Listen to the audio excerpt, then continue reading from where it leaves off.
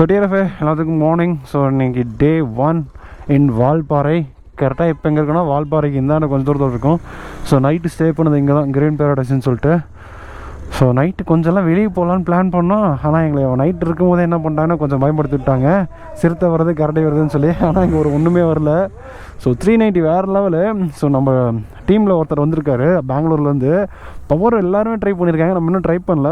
நம்ம ஹைவேஸில் போய் டாப் பண்ணி ட்ரை பண்ண வைப்போம். ஏன்னா ஹைவேஸில் போனால் தான் நம்மளுக்கு அந்த பவர் செக் பண்ணுறதுக்கு இது கிடைக்கும். ஏன்னா இந்த இடத்துல அது ஆல்ரெடி டெவில் டெத்துன்னு சொல்லுவாங்க. ஸோ நம்ம இந்த இடத்துல ட்ரை பண்ணி தேவையில்லாமல் பஞ்சாயத்து வந்துடக்கூடாதுன்னு சொல்லிட்டு தான் நான் பாரடி ஹைவேல பாரடி பவரை பாரடி செக் பண்ணி காட்டுறேன் பாரு.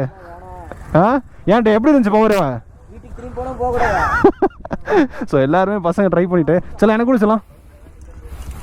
இது எப்படி தூக்கி வண்டி திருப்பி சாத்தி பிடிக்கியா? ஒத்தி திரு இருச்சலாம் இன்னும் இதே போடல. ரைட். ஐயோ டயர் சுத்த முடியலையா? இங்க வாங்க, ஒரு வருஷம் சுத்தியா சுத்துவாங்கம்மா சுத்தியா. ஸோ செயினில் படிக்காம விட்டாச்சு. இப்போ தான் செயினில் படிச்சிருக்கோம். நல்ல வேலை செயினில் கண் முன்னாடி காட்டினா அப்படி, இல்லைன்னா அந்த வரக்குல தான் போயிருக்க வேண்டியது. ஸோ ஃபர்ஸ்ட் ஆஃப் ஆல் நீங்கள் ட்ரைவ் பண்ணுறீங்கன்னா ஒரு 300 கிலோமீட்டர்ஸ் ஒரு 400 கிலோமீட்டர்ஸ் பக்கமாக செயினில் படிங்க. ஏன்னா அப்படின்னா தான் கொஞ்சம் செயின் ஃப்ரீயாக இருக்கும். அதுவும் நம்ம இந்த மாதிரி சேர்த்துட்டேன் சேரெலாம் தண்ணியெலாம் விட்டு ஏற்றினோம்னா ஃபுல்லாக ட்ரை ஆகிரும். ஒன்றுமே அது கிரீஸ் லைஸ் இருக்காது. எனக்கு இப்போ இந்தளவுக்கு ஸ்க்ராட்ச் ஆகிருக்கு நம்பர் பிளேட்டு. இப்போ டேரெக்டாக வண்டி எடுத்துகிட்டு எல்லாம் கிளம்பிட்டு நாங்கள் காலையில் 6 மணிக்கு போகலான்னு பிளானு. இப்போ கரெக்டாக டைம் பார்த்தீங்கன்னா ஒரு 8-8:30 ஆகிருக்கும் எனக்கு தெரிஞ்சு. ஆனால் நான் இன்ன வரைக்கும் லேட் பண்ணிட்டேன். மணி கரெக்டாக போகும்போது சூப்பர் தரமும் அதிரபலி 6 மணிக்கு போய் என்ட்ரன்ஸ் ஆகலான்னு பார்த்தோம். ஆனால் இங்கேயே 6 மணி, இங்கேருந்து கிளம்புறதே மணி 9 மணிக்கு கிளம்புறோம். எத்தனை மணிக்கு போய் ரீச் ஆகி எப்படி நாங்கள் பார்க்க போகிறோம் எனக்கு ஒன்றும் புரியல. டிஆர்எஃப் நான் இதுக்கு மேலே வண்டி எடுத்துகிட்டு போய் ஃபஸ்ட்டு சாப்பிட்ணும். சாப்பிட்டு நான் அதுக்கப்புறம் என்ன எதுன்னு சொல்லிட்டு உங்களுக்கு போகும்போது கண்டினியூ பண்ணுறேன்.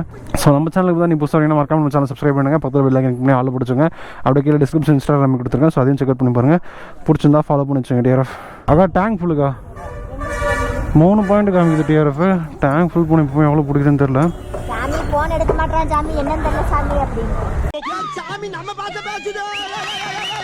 இதை விட்டால் பெட்ரோல் பங்க் வேற எங்கேயாச்சும் இருக்காக்கா?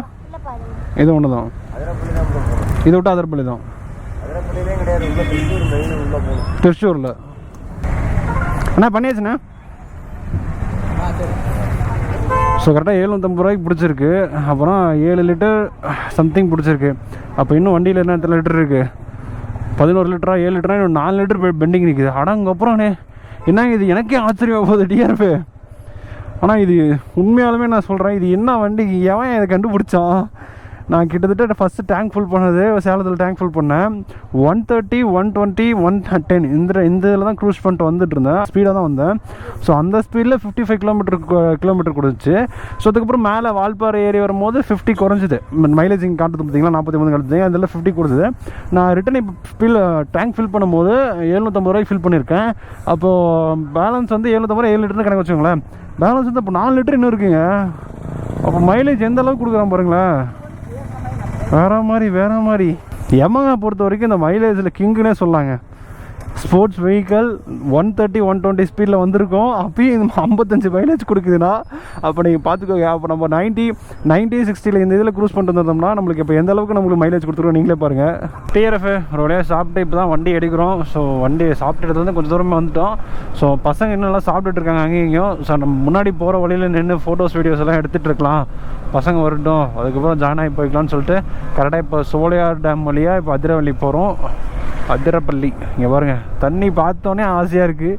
ஆனால் என்ன பண்ணுறது, டைம் பார்த்தீங்கன்னா 9:50 ஆகுது, 10 மணி பக்கமாகுது. இன்னும் நாங்கள் வால்பாறையிலே தான் இருக்கோம். சோலையார் டேமுக்குன்னா 21 கிலோமீட்டர் இருக்குது. பசங்க தான் சரியான காண்டு ஏற்றுறானுங்க. காலையில் நான் அலாரம் வைக்கிறேன், 4 மணிலேருந்து அலாரம் அடிக்குது டிஆர்எஃப். ஆனால் பசங்க ஒருத்தருமே எழுந்திரிக்கல. 6 மணிக்கு எல்லாம் ஏஞ்சி 6 மணி ஏஞ்சி கிளம்பலாம் ஏன்னு சொல்லும் போது தான் எல்லாம் ஒருத்தனா ஏஞ்சி அவன் வேணும் விளாண்டுட்டு இருந்தானுங்க. இப்போ சாப்பிட்டு உடனே போகலான்னு பார்த்தா மக்கா எல்லோரும் இப்போ தான் ஃபோட்டோ எடுத்துகிட்டு இருக்கானுங்க. காண்டு ஏற்றுறாங்க மயிலாடுன்ற மாதிரி தான் இருக்குது. காலையங்காட்டி போனோம்னா அந்த கிளைமேட் அற்புதமாக இருக்கும். இந்த டைமில் காலையில் இந்த டைம் 6 மணிக்கெலாம் வந்தோம்னா வச்சிங்களேன் வண்டியே ஓட்ட முடியாது, அந்த அளவுக்கு இதாக இருக்கும். ஆனால் இது என்னன்னு பார்த்தீங்கன்னா இப்போது ரொம்ப இதாக இருக்குது. என்ன சொல்லையா ஏன் அது பறந்துடும் அவ்வளோதான். நீ அது என்ன பவர், நீ அவருக்கு இந்த வண்டியா என்ன பரப்பா இருக்கும் தெரியுமா? ஸோ அவர் பெங்களூருங்க 390 ஓன் பண்ணியிருக்காரு. 390யோட ஓனரு. அவர் கிலோமீட்டர் ஸ்பீட் ஆஃப் கிலோமீட்டர் பார்த்தீங்கன்னா 50 தான் போவார். ஆனால் அந்த மனுஷன் 390 வாங்கி வச்சிருக்காரு. ஆனால் நம்ம பசங்கள்ட்ட அந்த 390 கிடச்சோன்னு பறகுறானுங்க. பவர் அப்படி தள்ளுது. பெஸ்ட்டு பர்ஃபார்மன்ஸ் பிக்கப் பண்ணால் கேடிஎம் தான். நான் உண்மையாலுமே ஒத்துக்கலாம். ஏன்னா நானே ஒரு டைம் 200 ட்ரை பண்ணியிருக்கேன். ஜிப் 200 அவ்வளோ பர்ஃபார்மன்ஸ் பக்கவாக இருந்துச்சு. இந்த 390 வச்சு பாடாப்படுத்துறானுங்க பசங்க. நான் அவனுக்கு கொஞ்சம் நேரம் எடுத்துகிட்டு போகிறானுங்க, அந்த பக்கம் இவனுக்கு கொஞ்சம் நேரம் இந்த பக்கம் எடுத்துகிட்டு போகிறானுங்க. பவர் ஒரு இழு தான் வண்டி இருக்குன்னு வெளியே வருது. அப்படியே அது ஒரு பெஸ்ட்டு ஒரு பிக்கப் பவர் இருக்குது பாருங்க, வேறு லெவலு. ஆனால் டாப் அண்ட் ட்ரை பண்ணதில்லை, நம்ம அதை ட்ரை பண்ணி பார்ப்போம், பிரச்சனை இல்லை. ஸோ குடும்பம்னு சொன்னால் அங்கே ஒரு குடும்பம் நம்மளை வச்சு தலைவரிச்சு ஆடுதான். அந்த கதையாக இப்போ என்ன பஞ்சாயத்துன்னு பார்த்தீங்கன்னா, பசங்க வராங்க வந்துக்கிட்டு தான் இருக்கான்ற பேர் தவிர கடைசி வரைக்கும் வந்த பாடு இல்லை. ஸோ நான் அப்படியே முன்னாடி பொறுமையாக உருட்டுறோம். டைமிங்கே 10 மணி ஆகிடுச்சு கரெக்டாக. எப்போ அவனுக்கு வந்து எப்போ நாங்கள் அதிரப்பள்ளி வாட்டர் ஃபால்ஸ் போகிறது. ஆனால் உண்மை அதுதான் டிஆர்எஃப். எப்பயுமே பிளான் பண்ணது நம்ம நடந்துருச்சுன்னா வச்சுங்களேன், அளவுதான். அது கடவுளுக்கே பொறுக்காது. அதிசயத்தில் ஒன்றே செய்யலாம், 7 அதிசயங்களில் அது ஒரு அதிசயம். நம்ம பிளான் பண்ணது கரெக்டாக நடந்துருச்சுடா சாமி வேறு மாதிரி அப்படின்னு நடந்துருச்சுன்னு நம்ம சொன்னோம்னா உலக அதிசயம் இல்லை. அது ஒன்று இதாக போயிடும். மக்கா வரானுங்க அங்கேயும் நின்று ஃபோட்டோ எடுத்துகிட்டு ஏதோ பொண்ணு பார்க்குறதுக்கு ஃபோட்டோ கொடுக்குற கதையாக இருக்குது. எடுக்கலாம், ஆசை இருக்குது, எல்லாத்துக்குமே இருக்கும், ஆசை இருக்குது, எடுக்கலாம். ஆனால் அதுக்குன்னு கண்ட இடத்துலமா நின்றுக்கிட்டு எங்கெங்கே நின்று ஃபோட்டோ எடுத்துகிட்டு இருப்பாங்க. போயிட்டான் பாரு தலைவன். எதுக்கு இந்த வேகம்? பிச்சா பறந்துருக்கான் தலைவன். எங்கேருந்தே வந்தாவன்? ஐயோ வண்டி பறந்துருச்சியா, சந்து முந்தெல்லாம் பார்த்து பறக்கிறாரு. ஆனால் அப்படி போகிறது ரிஸ்க் இந்த டைம்லாம். இதெல்லாம் ஒன் வே ரோடு. ஆப்போசிட்டில் வண்டி வந்துச்சுன்னா என்ன பண்ண முடியும்? ஒன்றுமே முடியாது. தலைவன் வண்டி வேறு ஏபிஎஸே கிடையாது, அதெல்லாம் நான் ஏபிஎஸ் பைக்கு, அதெல்லாம் பழைய மாடல். அப்படின்ட்டு இருக்கும்போது அந்த வண்டி பவர் எவ்வளோ வேணால் யூஸ் பண்ணிக்கலாம். ஆனால் அது வந்து பார்த்திங்கன்னா உங்களால் கண்ட்ரோல் பண்ண முடியுமான்னு கேட்டிங்கன்னா கண்ட்ரோல் பண்ண முடியாது. இப்போ தான் பசங்கள்லாம் வரானுங்கயா. டே சாமி, எங்கேருந்து எங்கே வரானுங்க? இங்கே பாரு சாமி, அடி சரியான அடி வாங்கியிருக்க மாட்டேங்குது. இப்போ ஸ்கூட்டி நொறுங்கி போய் கிடையாதுங்க. பாருங்கள் எந்த அளவுக்கு அடி வாங்கியிருக்குன்னு சொல்லிட்டு. வரதான் பறந்துட்டேன். அப்படி எனக்கு தெரிஞ்சு போச்சு. நான் என்ன பண்ணிவிட்டேன், என்ன வருதா நீ தான் கூப்பிட்டு வரணும், நாங்கள் முன்னாடி வந்து வெயிட் பண்ணுறேன்னு சொல்லிட்டு வெயிட் பண்ணிட்டு இருந்தாலும் நீங்கள் கூப்பிட்டு வரது இல்லையா அப்படின்னு ஒரு வாரம் சொன்னதுக்கு தலைவனை கிராஸ் வந்து பறந்து விட்டார், செட்டாக பறந்து விட்டார். எங்கே போய் நிற்கிறாருன்னு தெரில. இருச்சலாம் 2 வண்டியாச்சும் வரட்டும். வரதான் என்ன அந்த காலம் பறக்குது அப்படி. யோ கிராஸ் எப்போ அடிச்சு போனாரு? சந்து லாரிக்கு இந்த கேப் தான் இருக்கு, அதில் பூந்து அடிக்கிறாரா, புருக்குன்னு அடிக்கிறாரு. என்ன பண்ணிட்டு இருந்தீங்க?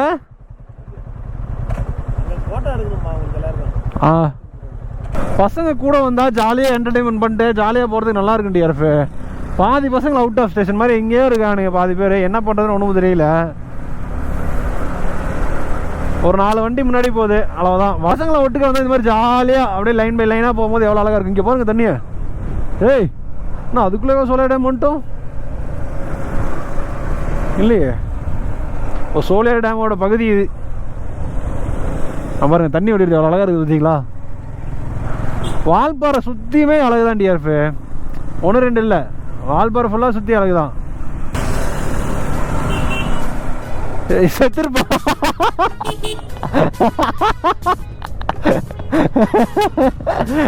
நான் பார்த்துட்டேன் நானா போய் சரியிருப்ப தானே. எனக்கு ஒன்றும் அப்படி தெரியலையே.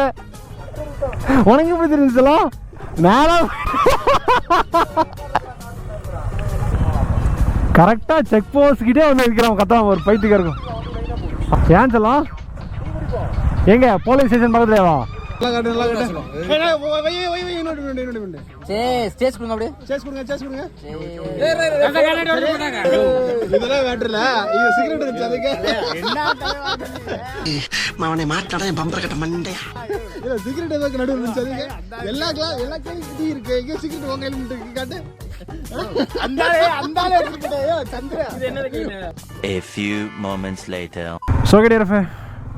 சோலையாடம் இப்போ சோலையாடமுக்கு முன்னாடி இருக்கும். ஸோ இப்போ தான் வண்டி எடுத்து கிளம்புறோம். பசங்கள்லாம் வந்தாச்சு.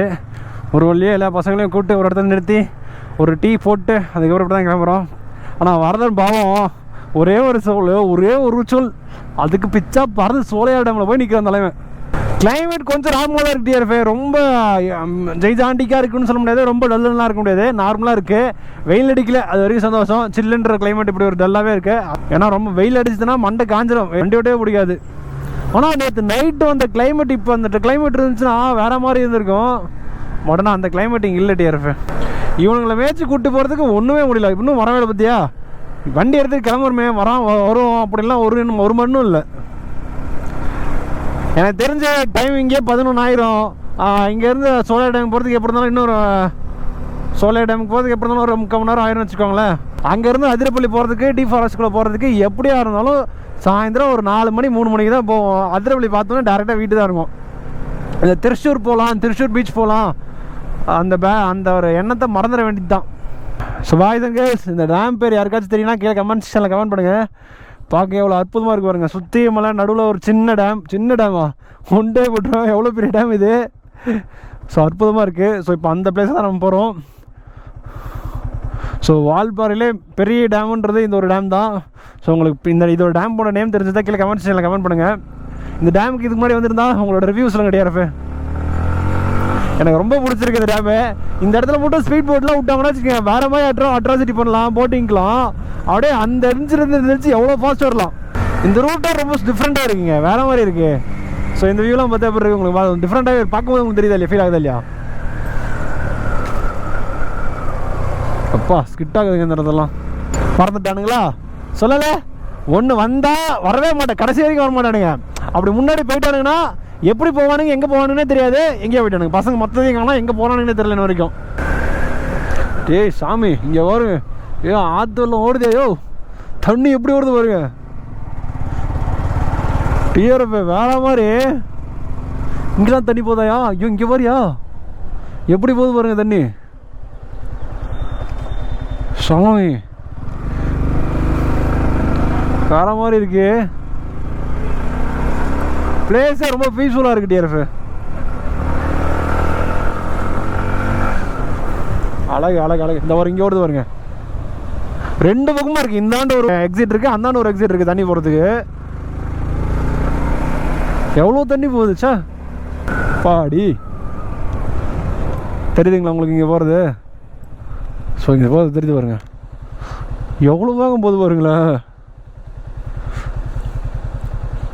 கீழே மட்டும் இறங்கணும்னா அடிச்சுட்டு போக வேண்டியது மொத்தமாக. இப்போ நம்ம போய் பசங்களை பிடிக்க வேண்டியது நேரம். பறந்துட்டானுங்க. வா இந்த குட்டி குட்டி வாட்டர் ஃபால்ஸ் பார்க்கும்போது நமக்கே ஆசையாக இருக்குங்க, இந்த இடத்துல தங்கிடலாமா அப்படின்ற மாதிரி. ஆனால் எங்கே இருந்து தண்ணி வருது? டேம் ஃபுல்லாக இருக்கு, எங்கேருந்து தான் தண்ணி வருது? இங்கே பாரு.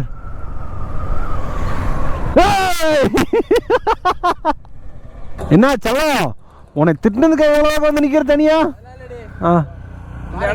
ஆல்ரெடி எங்களுக்கு தெரியும் வந்து நீ போட சமயம் உட்காந்துக்கிட்ட.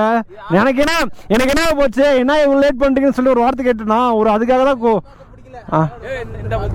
ஒரே பஸ் தான் அதிரப்பள்ளியிலிருந்து வால்பாறை டு அதிரப்பள்ளி ஒரே பஸ் தான் போகும். இந்த ஒரு பஸ் மட்டும் தானா? ஒரே பஸ் தான், கவர்மெண்ட் பஸ் கிடையாது. இந்த கேரளா பிரைவேட் பஸ் மட்டும் தான். பிரைவேட் பஸ் மட்டும் தானா? ஒரே பஸ் தான். என்ன சொல்ற? போட்டிங்லாம் போறாங்க, மீன் பிடிக்கிறது. போட்டிங் இருக்கா? இப்போதான் சொன்னேன், இந்த இடத்துலலாம் உட்காந்து போட்டிங் உண்டானா வேற மாதிரி இருக்கும். எவ்வளோ ஸ்பேஸ் ஃப்ரீயா இருக்கு பாரு, விட்டு திருப்பலாம். ஆனா அதிகமா இங்க பாரு, இது காமி, இது எவ்வளவு ஆழம் தெரியுமா? நாங்கெல்லாம் இறங்கி அந்த பக்கம் இறங்கி உள்ள போன ஞாபகம் இருக்கா? நவீன் வண்டி அப்படியே ஒரு 5 பனைமரம் வச்சாதான் இந்த உயரத்துக்கு எச்சிருக்கும். அவ்வளோ இருக்காயா? என்னையா சொல்றேன்? எனக்கு ஏதோ ஒரு குளத்துல மேல இருக்கிற மாதிரி தான் ஃபீல் ஆகுது. கடல் மேல நிக்கிறான். அப்படியா? வேணா பூச்சி ஆழத்தை பார்த்துட்டு வருவோம்.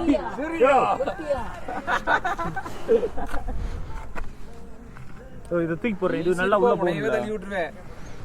இது உள்ள போகும்ல, போடுவான் ஆழத்தை. இது போட்டு ஆழத்தை போட்டு வைப்போம். இரு அந்த என்ன சீமே ஆரம்பிச்சு ஒரே